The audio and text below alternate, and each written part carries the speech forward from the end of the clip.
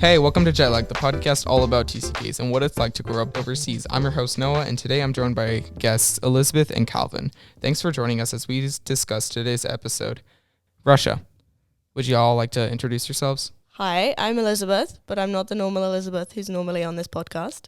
And I am the only Calvin so far, I believe, to be on this podcast, and I am 16. Okay, awesome. How long did y'all live in Russia? I lived in Russia for 11 years, Same here, 11 years. but they did not completely overlap. Yeah, okay, so since Russia is a huge country, where specifically did y'all live? Okay, so you kind of go as far south as you can, Okay. and you go as far west as you can.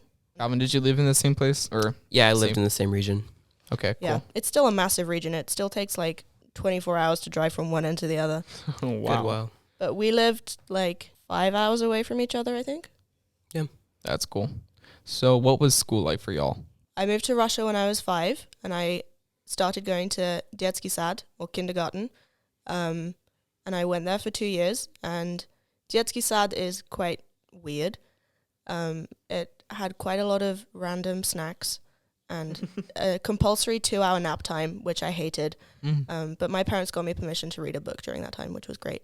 That's amazing. And then I started what's called like beginner's school, начальные классы, for 4 years, and I did that, which you have one teacher for all subjects for 4 years. It was amazing. Oh, wow. Yeah, I loved it. We all like adored this teacher at the time. I then left that because we finished the 4 years, and I started noticing some of the things she didn't do great, but because she's the only teacher I ever had, like we all thought she was perfect. That's awesome. Yeah, and then I went into upper school, which you start when you're 11, and then you do like the stereotypical, I guess, image of school of you like go to different classrooms for different subjects and you have a different teacher for different subjects. I did that for 5 years, but during those 5 years I was also doing online school connected to it's an online school run in Oxford in the UK, but it's completely online. So they would send me textbooks, and I would, I would follow along in the textbooks. And I slowly started dropping classes at Russian school and taking those same subjects in homeschool, which meant in the last 2 years in Russian school, I was actually only taking Russian and Russian literature at school, but was taking all my other subjects as homeschool, but I was still kind of enlisted, like I was on some of the registers at Russian school. Ah, okay. So I have a Russian school leaver certificate and a British, it's not a school leaver certificate, they're called GCSEs, and that's what I have. Awesome. Well. Calvin, is that kind of a similar experience for you besides the online school? It's a very similar experience, except I stopped halfway. So how she said she went through from like детский сад, so kindergarten to like 4th grade. That's where I did. So I had like one teacher for all my subjects, except for like language, for like English and Kabardian. But 1st to 4th grade, I was in the same room. For me, I was actually more around the older kids than the younger kids. Well, first of all, if there's an American in your school, you're going to be pretty popular. I got like selfies like every day. So that was pretty cool. That's sick. But obviously, an American, and the school I went to was nominated as the best English school within like the 30 schools in the city. And so there were these competitions they would host, or they would call them английские олимпиады. And obviously they have this American kid who's in 2nd grade, and so they nominate him to be the narrator for all their school plays. So for those school plays, I got to go in front of this giant audience and compete against 30 other schools. And I got first placed for 3 years against all these high schoolers. In my 4th year, I got 4th place out of outside cities as well. And I was pretty proud of that. But I don't think they were too happy about an American beating them in an English competition. Fun fact, I actually got banned from going to the английские олимпиады. I went 1 year, and I must have done so well that they didn't let me win, and then they wouldn't let me do it ever again. Oh, that's. I mean, that's quite a. Yeah, I got 1st place in maths Olympiad though.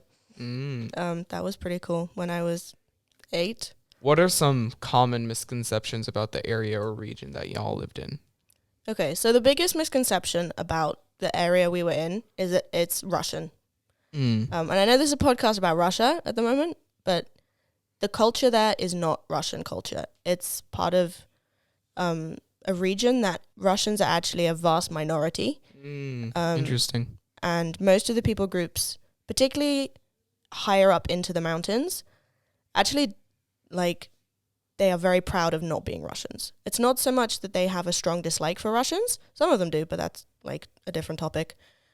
It's more about their pride is in their nationality, which is not Russian. And there's dozens of nationalities in that area that are not Russian. And that's one of the biggest things is, like, explaining to people, like, yeah, I grew up in Russia, but I actually don't know that many Russians. It's an honor-shame culture. Most of them, in fact, all of them, all of the ones that I've come across are all honor-shame cultures, which is, having grown up in them, I completely get honor-shame culture. But for trying to explain it to Westerners is really difficult. A lot of what you do stands on whether it brings you, your family, your village, shame or not, which was really convenient for me as a foreigner. Like, it kept me protected because if anything happened to me, then it would have been shameful to the culture. And so therefore I was protected. But they're all honor-shame cultures, which can be really difficult to be part of sometimes because you can't do stuff just because it would bring you shame. Yeah.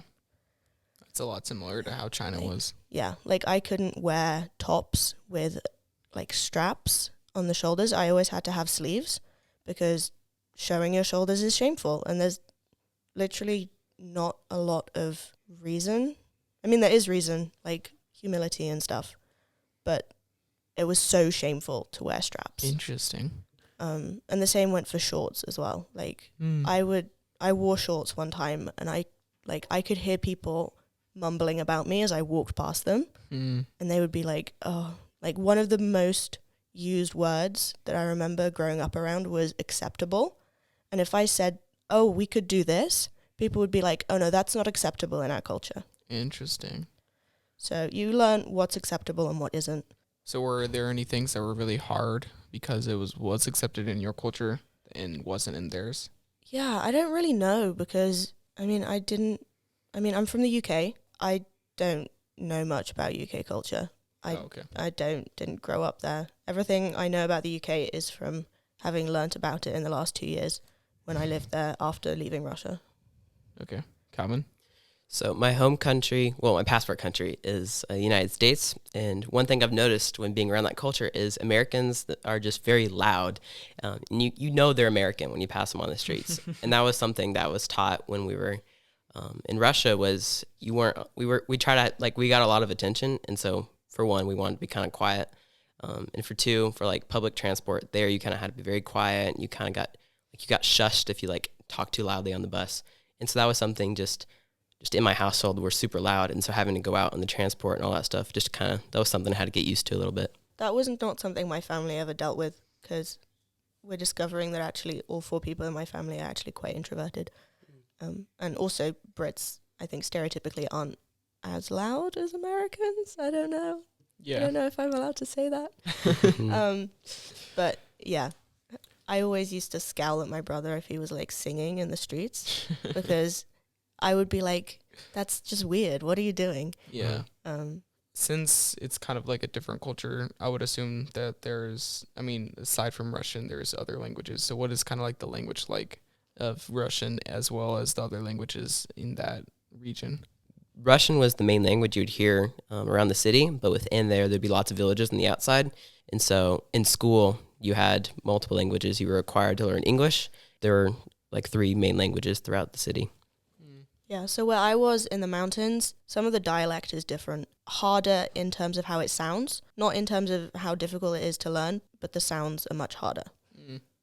So they're both Turkic, so they're very related to Kyrgyz and Kazakh. I mean, Turkic, but they're not mutually intelligible with Turkish, unfortunately, but they're related.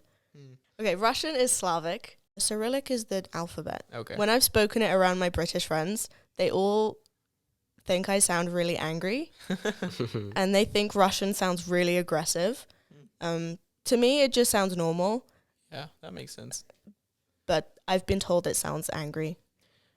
I would say from kind of like an outer perspective, just coming into Georgia and learning Russian that I would say it does kind of sound angry, and I feel like it depends on who's speaking it and what kind of tone you have. But I would say like once like it's I don't know, it's kind of like a stereotype. I would say the tone's a big factor. It makes it sound more, what's the word, stern, manly. I don't know. It makes it seem more, you know what I'm trying to say. Yeah, more emotionless. Yeah, I can see that. Yeah, I think something about Russian is that endings on words are how you communicate tone. There isn't a lot of tonal variation, but you can add different suffixes to words and it changes. It doesn't change the meaning of the word, but it changes kind of the way you're saying it. So if you add the suffix chik to the end of a word, it makes it like small. You're talking about chik or chka for feminine words. And so you can change the meaning without changing the root meaning. Oh, So cool. like the word dog is sabaka, but then sabachka with a chka at the end makes it a small dog. Interesting. And And you wouldn't so- just say like small, like malinka. Yeah. And so if you're talking to kids, you do a lot of adding chik and chka to things, which makes it sound more playful, more childlike. But to outsiders, it's just adding more consonants, which makes it Yeah. sound really harsh. But actually, it's not. Yeah, that makes You're sense. making it like cutesy, you know? Yeah. But to people who don't understand what is being said, it still all just sounds really harsh. Yeah. That's a really good point. So what was the food like? So again, the certain region we were in didn't have, for me personally, I didn't have a lot of like specific Russian food, but kindergarten, the snacks there, that was Russian. But the outside food was more what I was used to and ate more. And I remember, which was super greasy and you were meant to kind of eat it with your hands. So you would have like, which it's not as bad as it sounds because everyone's doing it. Yeah. But you would have a lot of like stuff with meat on it, like sausages, and you would have, what's the word, where you put lots of meat on a like stick thing and you put Shashlik? a shashlik, but a kebab. There's another word It's for not it. a kebab because kebab, Well, yeah, it's like, Kebab. What's just describe what's- what it is. well, yeah, but it's just lots of like chunks of meat stacked onto each other on a steak, and then you kind of like grill it over like a fire, and you had like a lot of native seasoning, and then usually it'd be like lamb or chicken, usually, and you could get beef wasn't very common at all where I lived. It's a overwhelming majority Islamic area, which means that we don't eat pork at all. So I did not eat pork growing up at all. And I still think it tastes a bit weird because I'm not used to it. Interesting. That being said, moving back to the UK, I was very excited to eat bacon, but that's a different story. Yeah. So where I was, it was slightly different. It was also different for me because I went to Russian school for 9 years. So what you said about kindergarten or sadik, I had that for 11 years. So I ate a lot of like all the different soups, which Russian soups are fairly unique in my experience. Yeah. I know how to make one of them. I really like a soup called borscht, which it's really funny. Russians don't call borscht soup. If you call borscht interesting. soup, they'll be like, it's not soup, it's borscht. Okay. Yeah. But borscht is, you make stock and then you add a load of vegetables, including a lot of cabbage and then carrots, beetroot, and it's a soup. Yeah, it's a soup. I was about to say. Yeah, That it's a sounds soup. very much um, soupy. But it's really nice. I love it. So that was what I had in school. And then outside of school, the people group that I lived kind of among, they were deported to Central Asia during the communist era. So they lost a lot of their food and a lot of their culture. So a lot of their musical culture is lost, which they don't have anymore, which is really sad. But it also means that when they came back from Central Asia, they brought back a lot of Central Asian food with them. So they still have their own food, which is fairly greasy, like Calvin said. But they also have Central Asian food like plov, which is a rice dish. It's amazing. It is so good.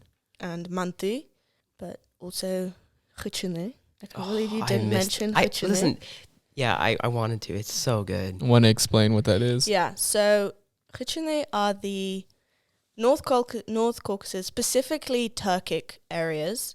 Their version of bread combined with cheese or something in that versions. You know, like the Italians have pizza, the Georgians have khachapuri.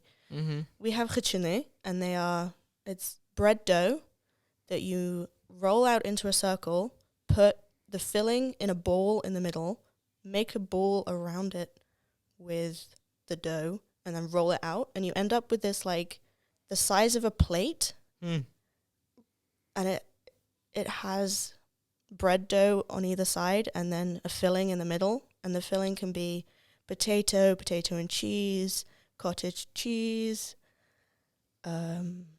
beetroot tops, which is actually really good. It's called batva, and it's actually really nice. It's kind of sour. It's like spinach. Okay, I would like spinach, but not beetroot. I wasn't a fan of that one. I really like that one, particularly with some cottage cheese. So it was great. Mm. And then meat as well. Awesome. Was good. You talked about the borscht. See, a lot of this food was messy, but not only did I not really like that soup, I wasn't allowed to eat that soup because Wait, why not? I was kind of a messy child, and the ingredients for that soup is like what you use to like dye shirts. And so I wasn't allowed to because I ruined multiple shirts. And so when I was offered it, I was telling people that, but I also use it as an excuse. But my mom didn't let me eat that most of the time. That's too funny. Messy. To be fair, the beetroot does dye your clothes pink if you get it on you. Yep. And it's really fatty as well, so the fat doesn't come out either. Yeah. When you first moved to Russia, what was your reaction? Are there any stories of culture shock or anything that you would like to share? Don't think either of us remember moving to Russia. Yeah, I was 2. Oh, okay. Okay. I was 5, and I have some very vague memories. Like, I remember the first year before moving to Russia. Actually, I do have a culture shock thing about moving to Russia. I got sent to kindergarten within the first month, and I did not speak any Russian. I knew the word morozhene, which means ice cream, because my parents had used it around the house to talk about it without me and my brother knowing what it was. So we learned what it was. I went into Russian kindergarten knowing the word for ice cream, which was not very helpful. Yeah, I bet. So that was like quite, I don't want to say traumatic, but it felt very traumatic at the time. And we still give our parents a hard time about it, jokingly. Bet. Okay. Because we tell them that they abandon us in a Russian kindergarten. And we make it very dramatic more than it needs to be. That sounds fun, though. Yeah. It's now a family joke, but at the time it felt like a big step. Awesome. So any culture shock experience going back to your passport countries? So when I'm in Russia, I'm usually there for about 3 to 4 years, and then I'll go back on vacation to America for a short amount of time. And every time there's like this big just like culture shock of language, because I'm not used to hearing my native language. And yeah, that makes sense. But I had like 2 or 3 main families around me that spoke English. And so when I heard all this English around me, I almost felt like related to them. And it took me like a month or 2 to not eavesdrop on every conversation, because it felt like all those conversations I was allowed to listen to. Like, it's English. I know English. Yeah. Why can't I listen? And so that took me a while. That makes sense. Every time. Yeah. This wasn't when we moved back to the UK. This was when we went back to visit. But I have a really distinct memory of my parents having to sit me down and tell us that we weren't allowed to talk about people in the street in English. Because walking around in Russia, we could like comment on people. We would like be full on talking about people, walking around behind them. We'd be like, oh, look at her coat. She's got a nice coat. Or, oh, that's a really big dog. If they were walking a dog or something like that. Or I don't think we ever said anything particularly negative, but, you know, just to like preempt it, our parents sat us down when we got to the UK when we were like 10. We were like, you can't do that here. People can understand you. That's funny. So that wasn't so much when I moved back, because I was 16 by then. I had the cultural awareness to not talk about people. But yeah. So when you were in Russia, what is something that you really missed about your passport country? My passport country, I hadn't lived in it much. And so honestly, it was just either food or family. Just family in general, because I had no family near me. Yeah, that's valid. Yeah, I missed my cousins, I think. But I didn't really know them very well. Yeah. We had a lot of fun when we saw them every like 2 or 3 years. But I didn't know them very well. I've got to know them better actually in the last 6 months. And in the time I've been in Georgia, I think I've spoken to my cousin more than I've spoken to him ever. and I've been in Georgia 4 months. That's cool. So yeah, I kind of miss my family, and I missed a few British foods, but that was just because my parents would bring them back to Russia with us, and we'd eat it, but in Russia. Oh. Like, they'd buy English chocolate, and my grandma used to send us English chocolate in the post, which always came broken into a million tiny little pieces, and we kind of would split it up with, like, very carefully because it was all crumbs. Yeah. I guess I didn't think about this, but I guess last year I was in the States for a long time, and I just missed just the culture of sports in America. It's just such a big culture there, and just how much people get into it, either getting happy or upset, and playing on a team. Like, I don't have those opportunities here, so I just really miss just talking about sports like that with my friends. This is going to sound really politically loaded. I'm sorry. Go for it. No problem. I missed being able to talk to guys as friends, because that makes sense. In the culture that we were in, it was very segregated in a way. Like, I couldn't really, like, even have a conversation with guys. Interesting. As a girl, it was about honor. I couldn't talk to guys. It was dishonorable. And so whenever we, like, used to go down to Nalchik and hang out with these guys, with Calvin and the other people who lived there, I used to, like, it was always so weird to, like, talk to you. In Nalchik, was I supposed to talk to girls there normally? You spoke to me more than other guys did. Well, just girls in public, because that was the main people I hung out with, was girls. I had like one guy friend for like 5. So you're telling me I shouldn't have? Oh, okay. No. You're fine. The foreigners got away with it. But you're a foreigner. Yeah, I'm saying I liked it. I know, so did I. But like, was I not supposed to? My brother only was ever friends with girls, and they were local girls, so don't worry about it. Good. Okay, so would it be the same if you're talking to your brother or your father? No, so within family it's different. Going to where Calvin lived, it was a slightly more Russian town as well, and there were more foreigners, and it was always nice to get out of the region in the mountains that was so controlled by this honor shame, which I really admire a lot about honor shame cultures. I actually think that there is a lot of good stuff in them, but I did like getting out of it sometimes. Yeah, that makes sense. So kind of on the opposite question, is there anything that you did miss about Russia and that culture when you did visit your passport country, or that you currently miss right now? So my parents' work was we built this climbing gym, which was kind of like an activity center. So we hosted like a lot of competitions, either like running or with, like, we had a big rock wall, which was like for bouldering, or rope wall. And we also had like a coffee shop, and we held English clubs there. And it was just a big place for just even for like, what's the English word? For field trips for schools to come into. And so I was there from like 5 out of 7 days a week, and just climbing for free. And it was like my favorite thing to do. And so I just missed that place and just all the people around it. It was definitely something super special. Yeah, I bet. I'm going to sound really British, but I really missed the weather. Because moving back to the UK, that was one of the biggest culture shocks, was how much it rains in the UK. And I'm sure you've heard me complain about it before. But British weather I'm not the biggest fan of British weather. Yeah, and that makes sense. It was something I really struggled with in the UK, because it always was a really clear pointer that I was no longer in Russia, because it rained the whole time. And yeah, so that was probably the big thing. And I missed the mountains. Like, I grew up in a valley that went 300 meters up straight. We lived at the bottom of the valley, and the mountains that were a 20-minute walk away to the foot of the mountain. And then from that foot of the mountain, it went just up 300 meters. And so it was this steep valley, and it was gorgeous. And there were, like, you could see the wild goats on the cliffs, which was so cool. Like, people would point out the goats. That's awesome. If it was sunny. I want to go see them though. Oh, they were cute. You never saw them close up because they're wild. Yeah. And also they would be like jumping around on the cliff face, and I'm not like... But that sounds so fun to go see though. Yeah, it was really cool. So I missed the mountains and the weather and the food.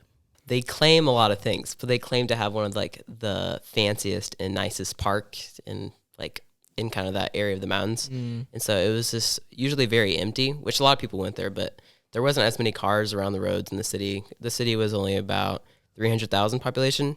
There's a lot of apartment buildings, and so it wasn't as crowded. It was crowded, but it didn't feel like condensed. And so I was able to like ride my bike on the roads and go up, and I would like take a 10-minute walk or like a 5-minute bike ride, and I can jump in a lake and then come back down. It was just, it was so fun with friends. Your guys' city had a nice park. Yeah. I know you say they claim, but it was one of the nicer It ones. was. I'll claim it. Yeah.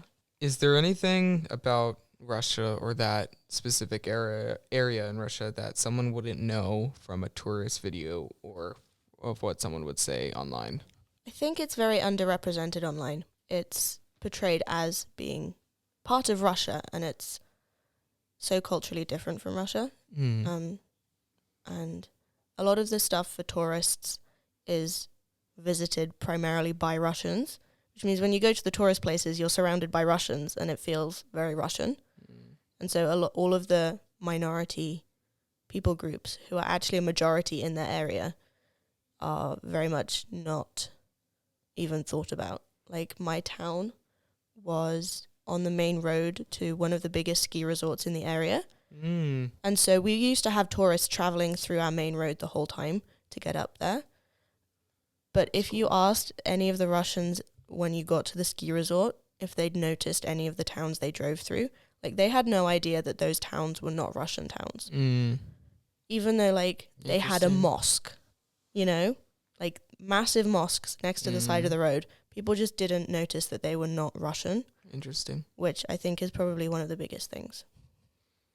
Yeah, like the regions that we lived in, they were honestly just beautiful. Like the mountains, they were awesome, and just the weather was really nice. But there were just so many different opportunities there. There was this radioactive lake that we would go to for 4th of July, and we would swim in. It was the bluest lake I have ever seen. But it was radioactive? Yes, but that's beside the point. You could still swim in it. But it's radioactive. It was indeed radioactive, and we learned our lesson after 2 years. I think we got sick the last year. But there were some like cliffs you could jump off of, and it was so cool. But just little places like that are so cool.